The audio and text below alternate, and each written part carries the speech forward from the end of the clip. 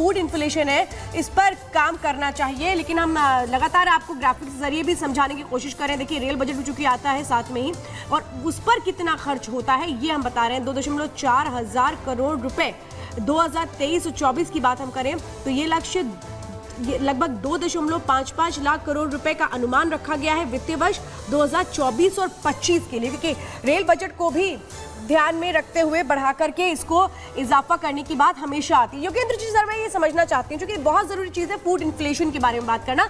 एक आदमी जब जाता है बाजार में तो वो महंगाई को सब्जी से ही तौलता है। आपको लगता है फूड इन्फ्लेशन पे काम होगा? क्योंकि यहाँ तो ये भी चर्चाएं हो रही कि फूड इन्फ्लेशन टोटली हटा दिया जाएगा।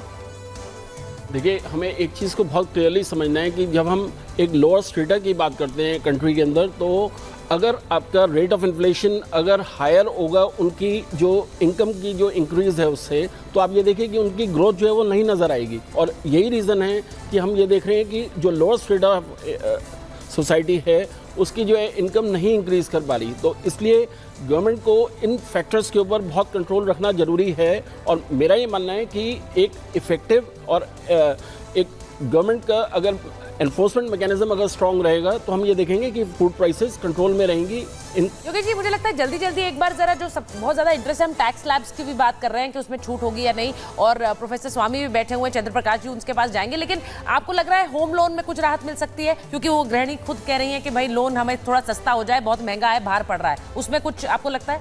मुझे बिल्कुल उम्मीद है कि देखिए, एक सेल्फ ऑक्यूपाइड हाउस प्रॉपर्टी के अंदर जो है आपको मैक्सिमम जो बेनिफिट मिलता है इंटरेस्ट का वो 2 लाख की लिमिट ऑलमोस्ट 10 साल से वो लिमिट चल रही है। और हमें रियलिस्टिक होना पड़ेगा विद द चेंजिंग टाइम्स। और मेरा ये मानना है कि वो 2 से बढ़ा के कम से कम 3 तक जरूर जानी चाहिए।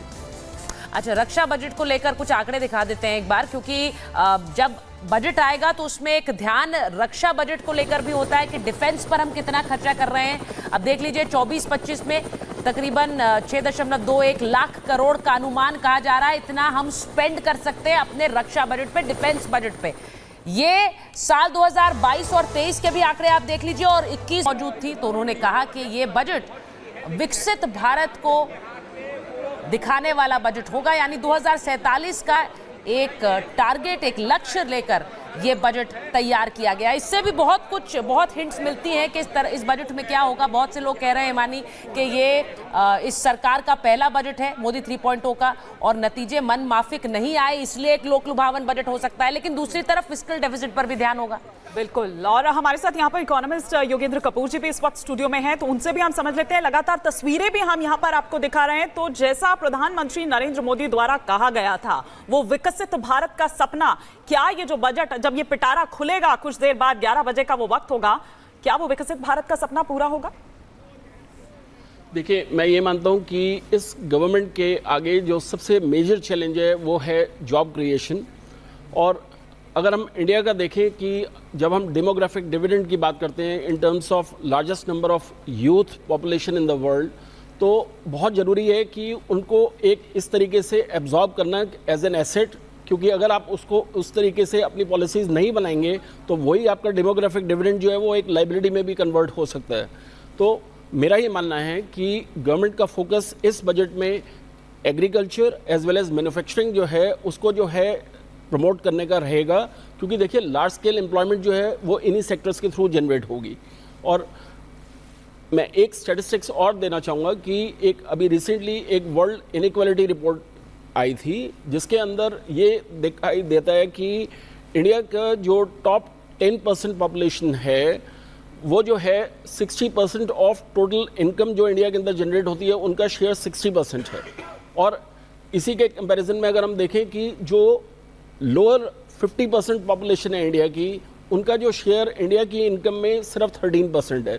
यानी आप ये सीधे कह रहे हैं कि जो आपकी जो जनसंख्या है उसको देश को हथियार बनाना है, बोझ की तरह नहीं बने। और वो हथियार तभी बनेगा जब आप रोजगार सृजन करेंगे, जब आप जॉब क्रिएशन करेंगे। शिखा के पास एक बार चल लेते हैं, फरीदाबाद से शिखा हमारे साथ जुड़ी हुई है। शिखा, जरा बताइए आपके साथ कौन कौन लोग मौजूद हैं, उनकी डिमांड लिस्ट भी रख दीजिए। सुबह से तो बहुत सारी डिमांड लिस्ट आ गई है निर्मला सीतारमण के लिए। बिल्कुल सुचारिता, देखिए यहाँ मैं गृहिणियों के पास हूँ और गृहिणी जो होती है उनके पास सबसे बड़ी जिम्मेदारी उनके किचन की होती है। किचन में देखिए मैं भी मौजूद हूँ और यहाँ पर रोटी बनाते हुए यहाँ पर नजर आ रही हैं। इनसे बात कर लेते हैं क्योंकि देखिए कई चुनौतियाँ होती हैं कि बजट कैसा रहेगा और क्या उम्मीदें हैं, कैसे बचत होगी, ये तमाम बातें होती हैं जो गृहिणी हर समय सोचती रहती है। इंडिपेंडेंसी भी सोचती है कि जो योजनाएं हैं उनका लाभ मिल रहा है कि नहीं। आपसे मैं बात करना चाहती हूँ, आप रोटी बना रही हैं, क्या सोचती हैं आप, बजट आने वाला है, क्या उम्मीदें?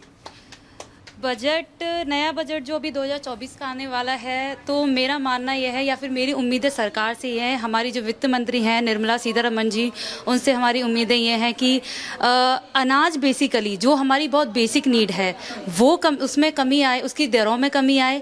कहते हैं कि भारत देश एक कृषि प्रधान देश है और अगर कृषि प्रधान देश में ही इस तरीके की स्थितियाँ होंगी, स्थितियाँ मतलब अनाज की दरों में इतनी वृद्धि होगी तो फिर कैसे काम चलेगा। ठीक है, अच्छा ये भिंडी में मैं दिखाना चाहूंगी, ये देखिए ये सब्जी है, भिंडी की सब्जी आपने बनाई है, इसमें प्याज भी डला हुआ है। क्या कहेंगी कि सब्जियों के दामों को लेकर क्या कहेंगी? सब्जियों के दाम तो आसमान छू रहे हैं और कृषि प्रधान देश में भी अगर इस तरीके के हालात होंगे, सब्जियों के दाम बढ़ेंगे तो विदेशों में क्या होगा। अच्छा। तो मेरे हिसाब से सब्जियों के दाम कम होने चाहिए। किसानों के लिए भी आप ऐसी चीज़ें मुहैया कराएं, बीज फ्री में मुहैया कराएं। ठीक है, तो देखिए यानी कि यहाँ पर जो सब्जियों के दाम है उनमें कमी चाहते हैं। और भी महिलाएं हैं, उनसे भी हम बात कर लेते हैं। यहाँ पर काफ़ी सारी महिलाएं हैं, गृहिणी हैं, इनके ऊपर बड़ी जिम्मेदारी होती है, उनसे बात करते हैं। आप क्या चाहेंगे? मैं ये चाहूँगी सबसे पहले एक तो सब्जियों के दाम कम किए जाए। दूध का प्राइस बढ़ गया है, पहले जो चीज़ 100 रुपये की आती थी आजकल वो चीज़ 200 रुपये की आ रही है। और दूसरा मैं सबसे ज़्यादा जो रिडक्शन चाहूँगी वो लोन में चाहूँगी। हम मिडिल क्लास फैमिली है, हमारे ऊपर लोन का इतना ज़्यादा बर्डन है। सबसे पहले बोला जाता था कि घर खरीदना आजकल आसान हुआ है, आसान कहाँ है, हम मिडिल क्लास वालों के लिए कुछ भी आसान नहीं है। जो लोअर सेक्शन है उसके पास BPL कार्ड है, उसको राशन फ्री, उसके बच्चों की शिक्षा फ्री, हर चीज़ से उसको फ्री है। उसको जॉब भी सबसे पहले मिल रहा है, हमको जॉब नहीं मिल रहा। सबसे पहले लेडीज़ जो वर्क करना चाहती है उनको सपोर्ट किया जाए। ठीक है, तो देखिए बहुत उम्मीद है, आप क्या कहेंगे? बस यही कि गृहिणी और क्या चाहिए, खाने पीने की चीज़ें सस्ती हो जाएं कि हमारी किचन इतना मतलब महंगाई है कि सब कुछ कट कर करके बनाना पड़ता है हर चीज़ में। तो मतलब टमाटर है, जैसे टमाटर इतने महंगे हो रखे हैं अभी आजकल। टमाटर बहुत महंगे हो रखे हैं, लेकिन एक बड़ी बात ये है फीमेल महिलाएं हैं वो फूड इन्फ्लेशन की तरफ इशारा कर रही हैं, फूड इन्फ्लेशन की बात कर रही हैं, वो रेपो रेट की बात कर रही हैं ताकि जो लोन है उसमें एक तरह से उनको कम अमाउंट पे करना पड़े, इस तरह की बातें। लेकिन ये तस्वीरें भी हम नॉर्थ ब्लॉक से लगातार दिखा रहे हैं जहां पर अभी फोटो अपॉर्चुनिटी होगी, क्योंकि यही वो बड़ी टीम होती है जिसके ऊपर एक दारोमदार होता है बजट को तैयार करके उसे फाइनल स्टेज तक पहुंचा देना। और आज वित्त मंत्री निर्मला सीतारमण इस बजट को पेश करेंगी। मैं जरा आपसे योगेंद्र जी जल्दी समझना चाहती हूँ, शिखा के साथ जो महिलाएं हैं वो सीधे सीधे फूड इन्फ्लेशन की बात कर रही है। पूरा देश ये कह रहा है कि जो फूड इन्फ्लेशन है इस पर काम करना चाहिए, लेकिन हम लगातार आपको ग्राफिक्स के जरिए भी समझाने की कोशिश करें। देखिए रेल बजट भी चूंकि आता है साथ में ही, और उस पर कितना खर्च होता है ये हम बता रहे हैं। 2.4 हजार करोड़ रुपए 2023-24 की बात हम करें तो ये लक्ष्य लगभग 2.55 लाख करोड़ रुपए का अनुमान रखा गया है वित्तीय वर्ष 2024 और 25 के लिए, क्योंकि रेल बजट को भी ध्यान में रखते हुए बढ़ा करके इसको इजाफा करने की बात हमेशा आती है। योगेंद्र जी सर मैं ये समझना चाहती हूँ, क्योंकि बहुत जरूरी चीज है फूड इन्फ्लेशन के बारे में बात करना। एक आदमी जब जाता है बाजार में तो वो महंगाई को सब्जी से ही तौलता है। आपको लगता है फूड इन्फ्लेशन पे काम होगा, क्योंकि यहाँ तो ये भी चर्चाएं हो रही कि फूड इन्फ्लेशन टोटली हटा दिया जाएगा? देखिए हमें एक चीज़ को बहुत क्लियरली समझना है कि जब हम एक लोअर स्ट्रेटा की बात करते हैं कंट्री के अंदर, तो अगर आपका रेट ऑफ इन्फ्लेशन अगर हायर होगा उनकी जो इनकम की जो इंक्रीज़ है उससे, तो आप ये देखिए कि उनकी ग्रोथ जो है वो नहीं नज़र आएगी। और यही रीज़न है कि हम ये देख रहे हैं कि जो लोअर स्ट्रेटा ऑफ सोसाइटी है उसकी जो है इनकम नहीं इंक्रीज़ कर पा रही। तो इसलिए गवर्नमेंट को इन फैक्टर्स के ऊपर बहुत कंट्रोल रखना ज़रूरी है। और मेरा ये मानना है कि एक इफ़ेक्टिव और एक गवर्नमेंट का अगर एनफोर्समेंट मैकेनिज्म अगर स्ट्रांग रहेगा तो हम ये देखेंगे कि फूड प्राइसेस कंट्रोल में रहेंगी।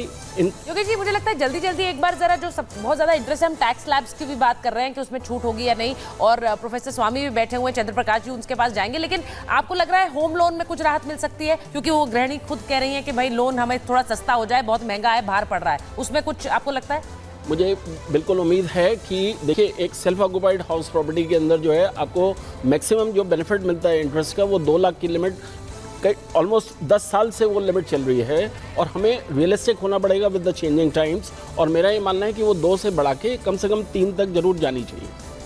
अच्छा, रक्षा बजट को लेकर कुछ आंकड़े दिखा देते हैं एक बार, क्योंकि जब बजट आएगा तो उसमें एक ध्यान रक्षा बजट को लेकर भी होता है कि डिफेंस पर हम कितना खर्चा कर रहे हैं। अब देख लीजिए 24-25 में तकरीबन 6.21 लाख करोड़ का अनुमान कहा जा रहा है, इतना हम स्पेंड कर सकते हैं अपने रक्षा बजट पे, डिफेंस बजट पे। ये साल 2022 और 23 के भी आंकड़े आप देख लीजिए और 21